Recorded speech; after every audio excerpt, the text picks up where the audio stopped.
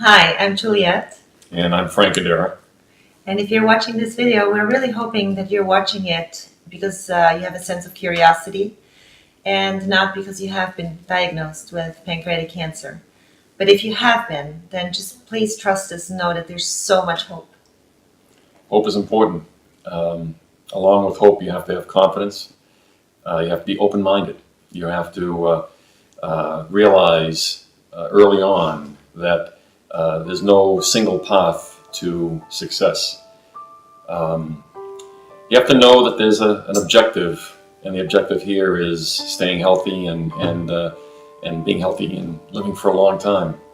Um, and there'll be times where you are off the path, and you get back on. Uh, Keep the objective in mind. Don't give up.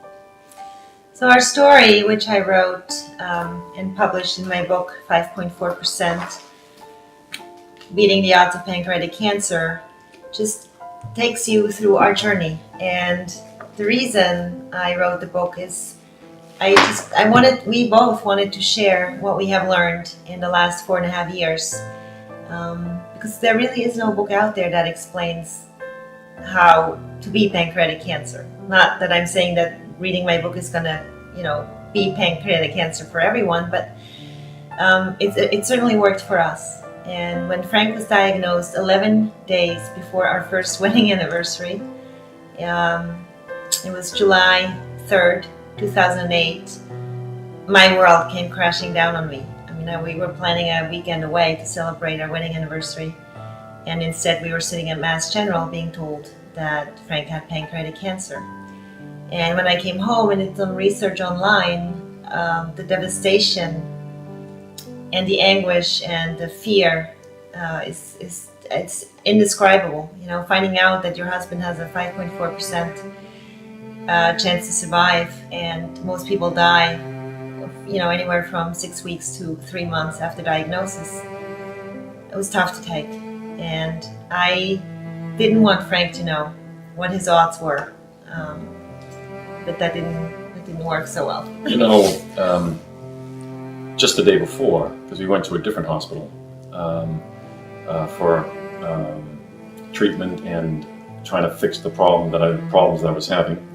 And the day before, we were told that I was fine, and it was just an aberration.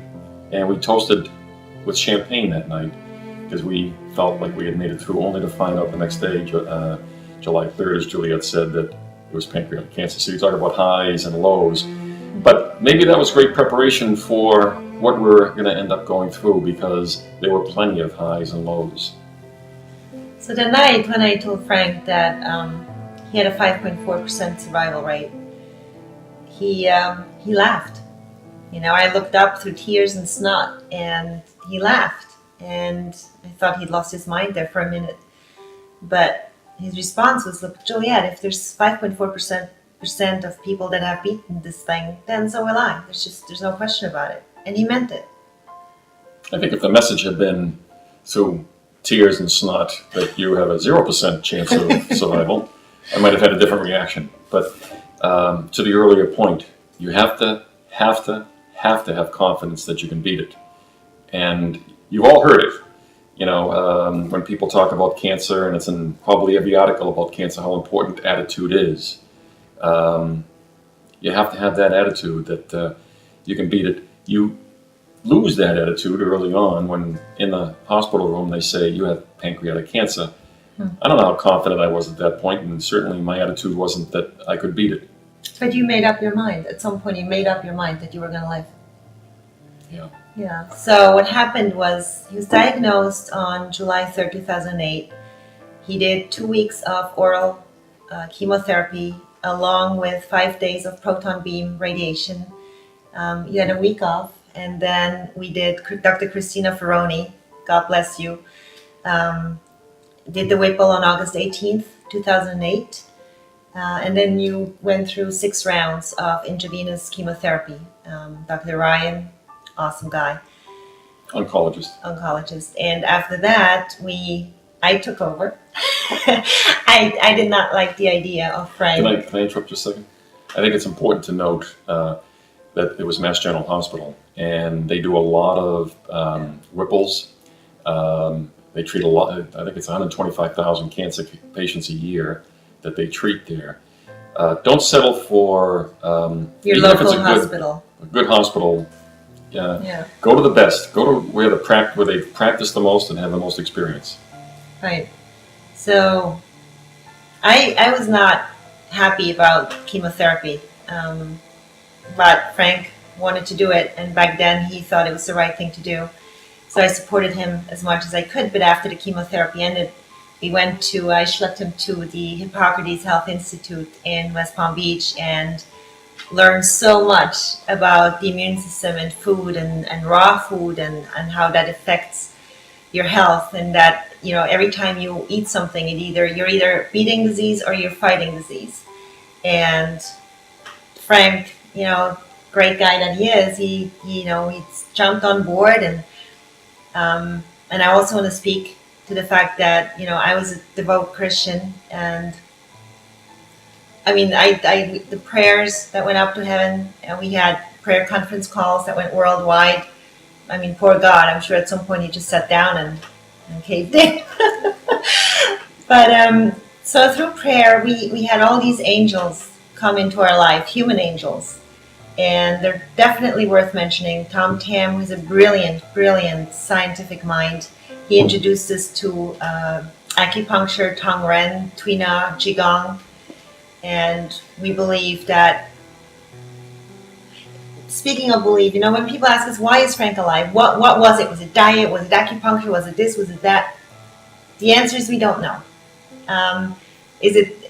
Obviously, I believe that, without God, he can perform any dance, and if he wants you, he wants you. Tom Tam, I think it was huge. Diet, nutrition, Cecilia, Dr. Gundry, amazing. Hippocrates. Talk about the eating disciplines. And eating. So along the process, you're gonna run into a lot of people that are gonna tell you what to do, and they're gonna charge you a lot of money. Be aware of that. And then listen to your body and let the different healing modalities that hopefully will be brought to you or that you find in your journey, let them resonate within you and let your body tell you what works and what doesn't work. So today we are under the care of Tom Tam, who says, eat cow, don't eat like cow. We still follow a lot of Hippocrates, raw food protocol, and their motto is, eat like cow, don't eat cow. And Cecilia and Dr. Gundry say, depending on where the cow lives and what he eats or she eats, you may eat a little bit of cow. So, we choose not to eat cow. And it's working for us. It's what we have done has really worked for us. Frank is doing phenomenally well. He's I feel better now than years before the diagnosis, and I only have Juliette to thank and the angels that entered our life. This book gives you the information that you just don't get. It gives you a pathway and things to consider. But be your own advocate. You can't just rely on one doctor for all the answers. Go out there, research, look what's available to you. Go to the Tom Tam website, contact a nutritionist, reach out to, And one more thing, have a great partner to guide you through. Yeah, that helps. So we wish you all the best. Our prayers and thoughts are obviously with you, and we're here to help. So if you have any questions, please, book an appointment on my website, which is juliettguidera.com, or email me at juliette@centerofthought.com. Take care.